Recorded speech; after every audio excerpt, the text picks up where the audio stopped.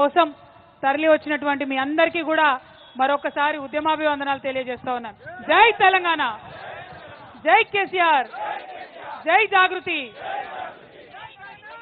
ఇవాళ మరి చాలా ముఖ్యమైనటువంటి అంశం మీద తెలంగాణ జాగృతి నిరసన దీక్షను చేపట్టడం జరిగింది. ఇవాళ మనం ప్రశ్నించేది ఒక్కటే, కమిషన్ మీద మాకు గౌరవం ఉన్నది, కానీ కమిషన్ వేసినటువంటి కాంగ్రెస్ మీద చాలా స్పష్టమైన అనుమానం ఉన్నది. ఎందుకంటే కాంగ్రెస్ పార్టీ ఇప్పుడు కాదు, 60 ఏళ్లుగా తెలంగాణను అన్ని రంగాల్లో వెనుకబడేస్తూనే ఉన్నది. నాగార్జున సాగరు చాలా గొప్పగా ఈ ముఖ్యమంత్రి గారు చెప్తారు, నెహ్రూ కట్టిండని. ఎన్ని సంవత్సరాలు కట్టిండన్నది మాత్రమే ఎవరు చెప్పరు. ఎస్ఆర్ఎస్పీ కాంగ్రెస్ వాళ్ళు పివి నరసింహారావు గారు ఫౌండేషన్ వేసిండ్రు. మొన్న మనం బీఆర్ఎస్ వచ్చినాక మొన్న పూర్తి చేసుకున్నాం. కాళేశ్వరం కూలేశ్వరం అయిందని అడ్డగోలుగా ముఖ్యమంత్రి గారు మాట్లాడుతున్నారు. కానీ మీ నెహ్రూ గారు ఫౌండేషన్ వేసిన నాగార్జున సాగర్ కుడి కాలువ కొట్టుకపోయే పరిస్థితి ఉండే, అక్కడ ఒక బ్రిడ్జ్ మొత్తం కొట్టుకపోయినటువంటి దాఖలాలు ఉంటే ఆనాడు మానీయుడు ఎన్టీ రామారావు గారు రిపేర్ చేయించి నాగార్జున సాగర్ని మళ్ళా నిలబెట్టిండ్రు. అదేవిధంగా ఎస్ఆర్ఎస్పీలో ఇప్పుడు మీ మంత్రివర్గంలోనే ఉన్నటువంటి నాయకులు కట్టినటువంటి మిడ్ మానేర్ కట్ట మొత్తం కొట్టుకపోతే మేం మీలాగా చిల్లర మల్లరగా మాట్లాడలేదు, రిపేర్ చేయించి ప్రజలకు అవసరం వచ్చేటట్టుగా మంచిగా చేసినాం దాన్ని. పులిచింతల నల్లగొండలో గేట్లు కొట్టుకపోయినాయి. ఇప్పుడు ఇరిగేషన్ మంత్రి గారు ఉత్తమ్ కుమార్ రెడ్డి గారు, కోమటిరెడ్డి వెంకటరెడ్డి గారు ఉన్నటువంటి జిల్లాలో మీరు మహా గొప్ప కాంగ్రెస్ పార్టీ పులిచింతల ప్రాజెక్టు కడితే గేట్లు కొట్టుకపోయినాయి. ఆనాడు తెలంగాణ ఉద్యమంలో ఒకటే కోరినాం మేము, రిపేర్ చేయండి, రైతులకు నీళ్ళు ఇవ్వండి అన్నం తప్పితే మీలాగా వంకర మాటలు మాట్లాడలే. అదేవిధంగా దేవాదుల నిన్నగాక మొన్న ఉత్తమ్ కుమార్ రెడ్డి గారు, పొంగులేటి శ్రీనివాసరెడ్డి గారు పోయి బటన్ ఒత్తితే ప్రారంభోత్సవం చేస్తామని ఆర్భాటంగా పోతే చుక్క నీళ్లు రాలేదు, తర్వాత పైపులు వలిగిపోయిన పరిస్థితి. అప్పుడు కూడా మేమేం రాజకీయ విమర్శ చేయలే, తొందరగా పని కానియండి, రైతులకు నీళ్ళు ఇవ్వండి అని మాత్రమే కోరడం జరిగింది.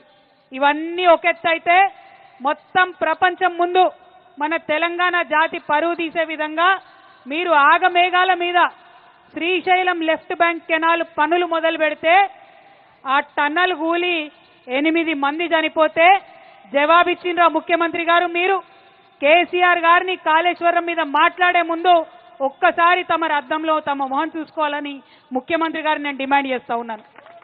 8 మంది బిడ్డలు చచ్చిపోతే జవాబేది? ఏం చేసిండ్రు? ఎంక్వైరీ చేసిండ్రా? మరి ఎస్ఎల్బీసీలో 8 మంది బిడ్డలు ప్రాణాలు కోల్పోతే కేంద్రంలో ఉన్న Bharatiya Janata Party national dam safe authority ఏం చేస్తున్నది? ఇక్కడి నుంచి 2 కేంద్ర మంత్రులు ఉన్నారు, వాళ్ళు ఏం చేస్తున్నారు? ఎందుకోసం మాట్లాడతలేరు? అదే కాళేశ్వరంలో మేడిగడ్డల ఎలక్షన్ టైంలో ఒక పిల్లర్ గుంగి ఇంకో పిల్లర్లో పగుళ్ళు వస్తే ఆగమేఘాల మీద ఎన్డీఎస్ఏ పరిగెత్తుకొని వచ్చి ఫోటోలు తీసి రిపోర్ట్లు ఇస్తారా? అంటే కాంగ్రెస్ బీజేపీ కుమ్మక్కైన విషయం తెలంగాణ ప్రజలకు అర్థమైతలేదని మీరు అనుకుంటే అది మీ అమాయకత్వం అయితే తప్పితే ఇంకోటి కాదు. నేను ఇవాళ తెలంగాణ జాగృతి నిరసన వేదిక నుండి ఇంతమంది మా ఆడబిడ్డల సమక్షంలో, వేలాది మంది మా కార్యకర్తల సమక్షంలో తెలంగాణ ప్రజలకు కోరుకుని చెప్పేది ఒకటే, కాళేశ్వరం ప్రాజెక్టు లేకపోతే 35% మన భూభాగం ఎడారిగా మారేటటువంటి పరిస్థితి ఉన్నది. ముఖ్యమంత్రి గారిని డిమాండ్ ఒకటే చేస్తున్నాం, మీరు ఈ చిల్లర మల్లర ఆరోపణలు పక్కకు పెట్టి తక్షణమే మేడిగడ్డ బరాజ్ని రిపేర్ చేపియండి. సుందిల్లా, అన్నారం, మేడిగడ్డ 3 ఆ లింక్ అనేదైతే ఉంటుందో కాళేశ్వరంలో దాన్ని తక్షణమే వినియోగంలోకి తీసుకురండి. కేసీఆర్ గారు 4 సంవత్సరాలు ఆపకుండా 20 లక్షల ఎకరాలు ఏదైతే నీళ్లు ఇచ్చిండ్రో తక్షణమే నీళ్ళనివ్వండి. కాళేశ్వరం కనుక మొత్తం పూర్తయితే కాళేశ్వరం తన విశ్వరూపం ప్రదర్శిస్తే 44 లక్షల ఎకరాలకు తెలంగాణలో నీళ్లు వస్తాయి. ఆ పని చేయండి. ప్రజలు మీకు అవకాశం ఇచ్చిండ్రు. కాళేశ్వరంలో 99% పనులు అయిపోయినాయి. ఏనుగెళ్ళింది తోక ఎక్కింది అన్నట్టు కొన్ని చిన్న పనులు మిగిలినాయి. అవి పూర్తి చేసి తెలంగాణ రైతాంగాన్ని ఆదుకోమని నేను ముఖ్యమంత్రి గారిని డిమాండ్ చేస్తా ఉన్నా.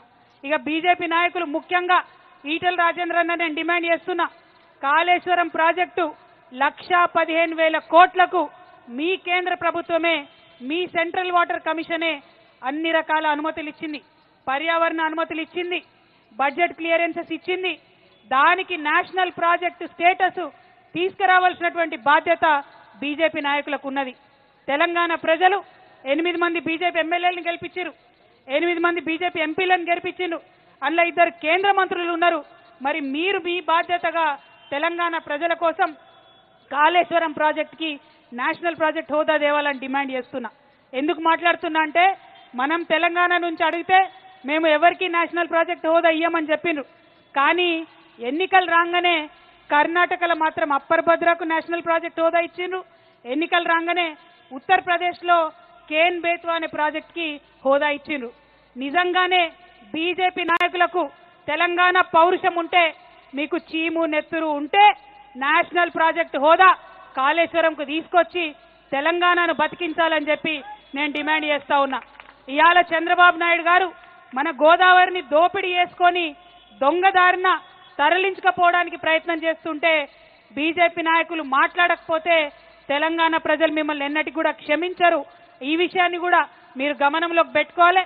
తక్షణమే కిషన్ రెడ్డి గారు బనకచెర్ల ప్రాజెక్టుని ఆపించాలని కూడా ఈ సందర్భంగా నేను డిమాండ్ చేస్తున్నా.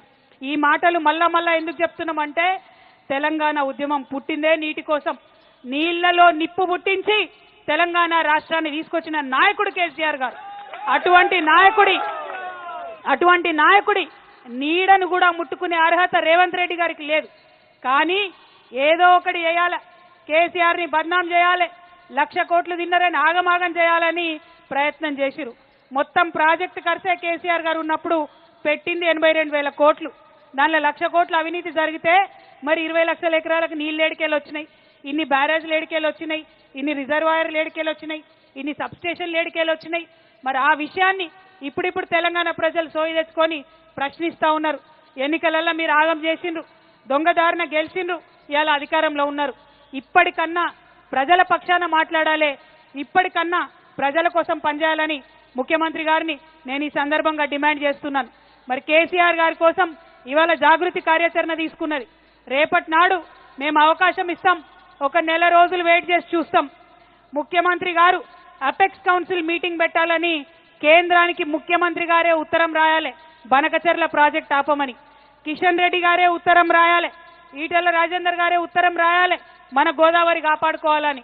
ఇవాళ నుంచి నెల రోజుల తర్వాత ఈ 2 జాతీయ పార్టీలు కార్యాచరణ తీసుకోకపోతే గోదావరిని కాపాడుకోవడానికి మళ్ళా ఒకసారి జాగృతి తప్పకుండా ఉద్యమం చేస్తుంది. తప్పకుండా కేంద్ర రాష్ట్ర ప్రభుత్వాల మీద ఉద్యమం చేసి మన హక్కైనటువంటి గోదావరి నీళ్లను మన పొలాలకు మళ్లించడానికి మరొక ఉద్యమం చేపడతామని ఈ సందర్భంగా తెలియజేస్తూ, మరి మా జాగృతి నాయకులు ప్రతి ఒక్కరూ మళ్ళా కేసీఆర్ లెక్క తయారైంది. అందరూ కూడా అద్భుతంగా మాట్లాడుతున్నారు. మా అన్నల కన్నా ఎక్కువ మంచిగా మా అక్క చెల్లెలు కూడా మాట్లాడుతున్నారు. కానీ అందరికీ మాట్లాడే అవకాశం ఇవ్వనందుకు క్షమించాలని కోరుతున్నా.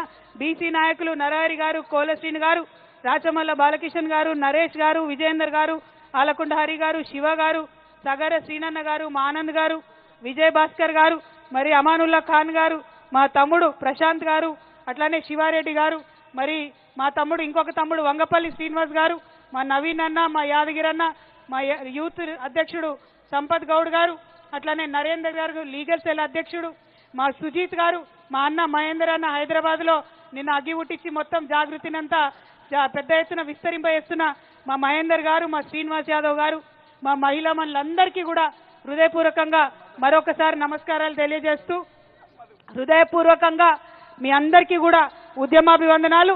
మనము రేవంత్ రెడ్డి గారి మీద యుద్ధం చేయడానికి సదా సిద్ధంగా ఉండాలని జాగృతి నాయకులకు, కార్యకర్తలకు పిలుపునిస్తా ఉన్నాం. జై తెలంగాణ.